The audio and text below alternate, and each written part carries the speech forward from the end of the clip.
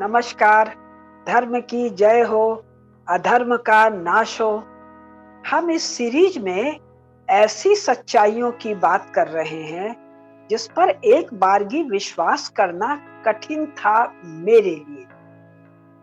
जैसे आज का विषय चंगेज खान, परम प्रतापी सनातनी सम्राट। कैसा सम्राट? जिसका साम्राज्य यूरोप से यानी मोटा मोटी ब्लैक सी से पैसिफिक तक फैला हुआ है, जिसने चीन को रौंद दिया, जिसने मियाँ लोगों को ऐसा रौंदा कि वो उसको हलाकू बुलाते हैं, जिन्होंने चर्च वालों को इतनी बुरी तरह रौंदा और बाद में तिरस्कार करके कंगला कह के छोड़ दिया कि वो उसके नाम से थर थर कांपते हैं।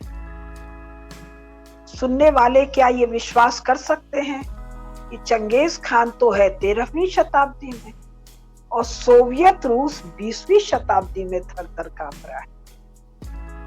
तो इस तथ्य को बताने के लिए मैं पुस्तक का सहारा लूंगी, क्योंकि इसके बिना किसी को भरोसा नहीं होगा। तो आइए, मेरा प्रथम स्टेटमेंट था कि चंगेज खान परम प्रतापी सनातनी सम्राट हैं।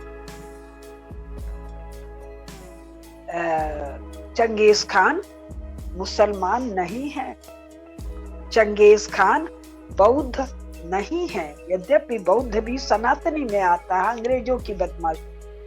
चंगेज खान अंग्रेजों की बदमाशी नेचर वर्शिपर नहीं है, ये तो महाकाल शंकर के उपासक, इनके उपासक है। ये अंग्रेजी का जो टेक्स्ट है, ये मैं कहां से दिखा रही हूं? इस पुस्तक से। अब ये कुबलाई खान कौन है? चंगेज खान के छोटे बेटे के बेटा यानी पौत्र हैं, ग्रैंडसन हैं। ये ग्रैंडसन कौन है?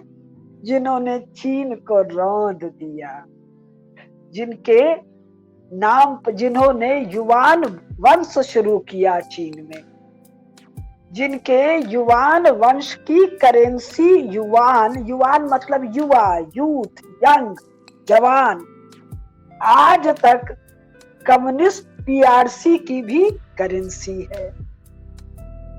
ये लिखने वाले कौन है? John man. ये काल महाकाल है। अगर एकदम यही आपको मूर्ति देखनी है, नेपाल की राजधानी काठमांडू के हृदय में जो वर्तमान जो राजा चल रहे थे, त्रिभुवन विक्रम, महेंद्र विक्रम, इनका महल था नारायण हिटी में। नारायण हिटी के द्वार पर ये महाकाल आपको दिखाई देंगे और भारत में अनेकानेक स्थान पर ये महाकाल दिखाई देंगे। ये महाकाल संपूर्ण जम्बू द्वीप में आपको दिखाई देंगे। ये महाकाल आपको अफ्रीका में भी दिखाई देंगे, आपको दोनों अमेरिका में भी दिखाई देंगे, आपको सेंट्रल अमेरिका में भी दिखाई देंगे, क्योंकि संपूर्ण जम्बू द्वीप नहीं, सभी द्वीप, सातों द्वीपों, सातों समुद्रों के साथ संपूर्ण धरती विष्णु भगवान की श्री वल्लभा है, जिस पर सनातन धर्मी सम्राटों ने अनंत काल से अनंत शासन किया है। अब ये जरा एक पुस्तक लिखिए, Genghis Khan and the making of the modern man world. ये किताब मुझे दिल्ली के रविशंकर जी ने खरीद के दिया था। मैं मंगोलों को, जहां तक मुझे याद है, 1985 से खोज रही थी। क्यों खोज रही थी? मैं अपनी पुस्तक लिख रही थी रूट्स ऑफ अंडर डेवलपमेंट, जो डेवलपमेंट इकोनॉमिक्स की एक प्रसिद्ध पुस्तक हुई। 84 में मेरी उम्र होगी 30 साल। तो पढ़ते पढ़ते जब थक जाती थी तो कुछ फिक्शन पढ़ती थी, तो मुझे एक फिक्शन मिला, मार्को पोलो। मार्को पोलो ये टीवी सीरियल, जैसे अपने लोग के यहाँ सीरियल महाभारत रामायण है, वैसे यूरोप में एक सीरियल चला था, उस सीरियल का ये गद्य रूपांतरण था। तो इसमें मंगोलों की कथा, इसी कुबलाई खान की कथा, इन्हीं महाकाल की कथा जब मैंने पढ़ी तो 85 से ढूंढना शुरू किया। 19 साल बाद मुझे ये पुस्तक लाकर दिए रविशंकर जी। और ये पुस्तक काशी में मेरी मौसी हैं अन्नपूर्णा मिल में, उनकी बिटिया रानी को सिंगापुर या हांगकांग कहाँ घूमने गई थी, तो उसको लगा कुसुम मासी दिन भर बात करती है मंगोलों की, तो चलो ये पुस्तक उसके लिए ले चलें। यानी मंगोल सनातनी है, इसका प्रमाण देने मैं तो कहती हूँ महाकाल ने स्वयं साक्ष्य मेरे पास भेज दिया। तो अब इस पुस्तक पर आ जाएं। ये पुस्तक का ये बैक पेज क्या है?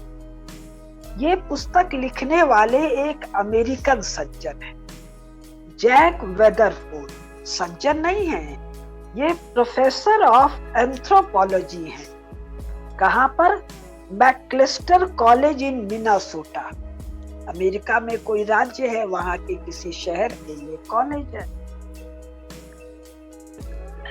इन सज्जन ने अनेकानेक पुस्तकें लिखी हैं। ये पुस्तक जो छपी, ये पुस्तक छपी 2004, और ये कोई यूं ही सी पुस्तक नहीं है, ये न्यूयॉर्क टाइम्स की बेस्ट सेलर रही। यानी लाखों प्रतियां, मिलियंस प्रतियां बिकी हैं, न केवल अंग्रेजी में, विभिन्न भाषाओं में। अमेरिका को 21वीं शताब्दी में चंगेज खान की जरूरत क्या पड़ गई? ना ना, इस पुस्तक के बिब्लियोग्राफी पर जब आप जाएंगे तो आपको इतनी लंबी चौड़ी बिब्लियोग्राफी, ग्लॉसरी कह रहे हैं, नहीं ग्लॉसरी नहीं, इसकी इतनी लंबी चौड़ी सेलेक्टेड बिब्लियोग्राफी है कि आप चकरा जाएंगे। इतनी किताबें लिखी गई हैं। कब से? 20वीं सदी में, first world war, second world war, इसके पहले का मैं नहीं कह रही हूं। तो लगेगा अरे चंगेज खान तो 13वीं शताब्दी में था, उनके ये बेटे पोते 14वीं 15वीं में थे, तो ये 20वीं में क्या झंझट है? तो केवल एक पेज मैं पढ़ के सुनाना चाहती हूँ, फिर हिंदी में। ये है इस पुस्तक के इंट्रोडक्शन के रोमन 22 से मैं पढ़ के सुना रही। भरोसा नहीं होगा, ये जो लिखा गया है ऐसा घटित हुआ है। सोवियत रूस यानी 1917 से 1990 चंगेज खान के नाम से थर थर कांप रहा है। क्यों? इन लोगों ने चंगेज खान की भूमि मंगोलिया और मंचूरिया को 3 हिस्से में बांट लिया है। 3 हिस्सा कहाँ का? थोड़ा रूस में, कौन सा रूस? कम्युनिस्ट रूस। थोड़ा PRC, People's Republic of China, communist रूस में, और थोड़ा सा खाली छोड़ दिया है, जिसको मंगोलियन नेशन स्टेट कह रहे हैं। यानी मंगोलियन नेशन स्टेट को 3 हिस्से में बांट दिया। अब इनको डर है कि चंगेज खान बड़ा जबरदस्त सम्राट तो है ही है, शमन है, और शमन का मतलब होता है श्रमण, सन्यासी। लेकिन इन्होंने एब्सर्ड अनुवाद करते करते शमन इनके लिए, शामन इनके लिए क्या हो गया है? बहुत बड़ा जादूगर। तो अगर ये चंगेज खान वापस उठ खड़ा हुआ, इसकी आत्मा आ गई, तो पुनः पूरे संसार में शासन कर लेगा। तो चंगेज खान को ये आत्मा उठ के खड़ी ना हो, इसके लिए क्या क्या उपाय किया, मैं अंग्रेजी में पढ़ रही हूँ। in the 20th century to assure that the area of Genghis Khan's birth and burial did not become a rallying point for nationalists, the Soviet rulers kept it securely guarded. Instead of calling it the Great Taboo or using one of the historic names that might hint at a connection to Genghis Khan, the Soviets called it by the bureaucratic designation of highly restricted area. Administratively, they separated it from the surrounding province and placed it under the direct supervision of the central government that in turn was tightly controlled from Moscow. मैं अपनी टिप्पणी नहीं दे रही हूँ. The Soviets further sealed it off by surrounding 1 million hectares of the highly restricted area with an equally large restricted area. 1 million hectare plus 1 million hectare. To prevent travel within the area, the government built neither roads nor bridges during the communist era. The Soviets maintained a highly fortified MiG air base and quite probably a storehouse of the nuclear weapons. Between the restricted area and the Mongolian capital of Ulaanbaatar, a large Soviet tank base blocked the entrance into the forbidden zone, and the Russian military used the area for artillery practice and tank maneuvers. इतना डर क्यों? Soviet कम्युनिस्टों का मानना था कि Genghis Khan की आत्मा उसके चंवर में रहती है. उसको अंग्रेजी में ये SULDE लिखते हैं. चंवर आपको याद होगा, भगवान जी को दोनों चंवर दो तरफ से झुलाया जाता है. ये चंवर तिब्बत की चंवरी गाय का पूंछ होता है. लेकिन इस पुस्तक में क्या लिखा है कि चंगेज खान के दो घोड़े, पवित्र दिव्य घोड़े, एक सफेद एक काला, उन दोनों घोड़े की पूंछ दो चंवर थी, सुल्डे, एक काली एक सफेद.